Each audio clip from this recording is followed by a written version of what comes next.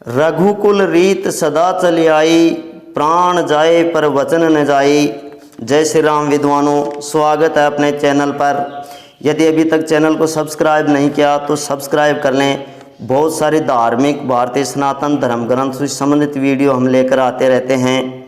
जो आज का प्रश्न था, ये महेश नागर भाई ने, जो अयोध्या के निवासी हैं, उन्होंने पूछा कि रघुकुल रीत सदा चली आई, प्राण जाए पर वचन न जाई। ये दोहा कब से प्रचलित और क्यों प्रचलित में हुआ? तो विद्वानों, इक्ष्वाकु वंश में एक महान राजा रघु हुए और रघु बहुत विद्वान, अच्छे योद्धा, दानशील व्यक्ति थे। विद्वानों, उन्होंने अश्वमेध यज्ञ का आयोजन किया और अश्वमेध यज्ञ को संपन्न न होने के लिए जो भगवान इंद्र थे, इन्होंने भी बहुत कोशिश की, उनका घोड़ा चुराया, लेकिन उनसे भी घोड़ा छुटवा कर लाए युद्ध जीत कर। तो रघु महान व्यक्ति थे।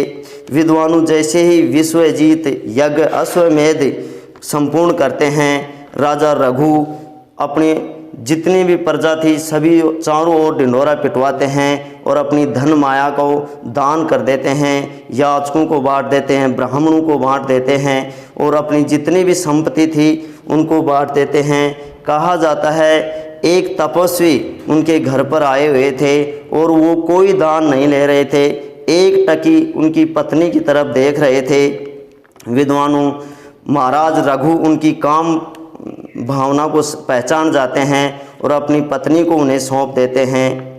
विद्वानों, तपस्वी जैसे ही अपनी कुटिया में पहुंचते हैं और महाराज रघु की पत्नी को देखते हैं तो वो पश्चाताप करते हैं और उनके पांव धो खाते हैं और पुनः राजमहलों में ले जाते हैं कि महाराज, मेरे से गलती हो गई कि मैं एक टकी एक नज़र इनकी तरफ देख रहा था, मुझे क्षमा करें और आपकी पत्नी ग्रहण करें। इधर राजा रघु बहुत दानवीर थे, दानशील थे। उन्होंने कहा कि मैं एक बार दान की हुई चीज़ वापस नहीं लेता। विद्वानों, रानी रोने लग गई और अपने पति रघु से कहती है कि आप ऐसा करिए कि तलवार से मेरा सर धड़ से अलग कर दीजिए। विद्वानों, राजा रघु तलवार उठा लेता है। इधर सभी देवता लोग देख रहे थे कि एक दानशील, अपनी भक्ति और अपने वचन पर अटूट रहने वाला राजा ऐसे क्यों कर सकता है। विद्वानों, जैसे ही राजा रघु अपनी पत्नी की गर्दन पर तलवार चलाता है और वो तलवार फूल बनकर बिखर जाती है।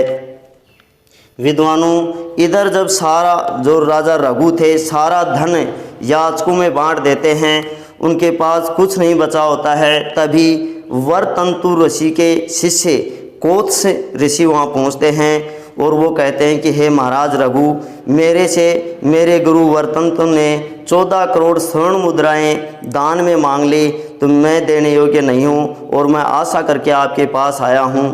तो विद्वानों, कहा जाता है रघु इधर उधर अपने मंत्रियों को बुलाता है और उसका उपाय सोचता है। तो कहा जाता है कि जो धन कुबेर था वो उन्हीं की सीमा में रहता था और जो यज्ञ संपन्न हुआ था उसमें कोई कर नहीं दिया था।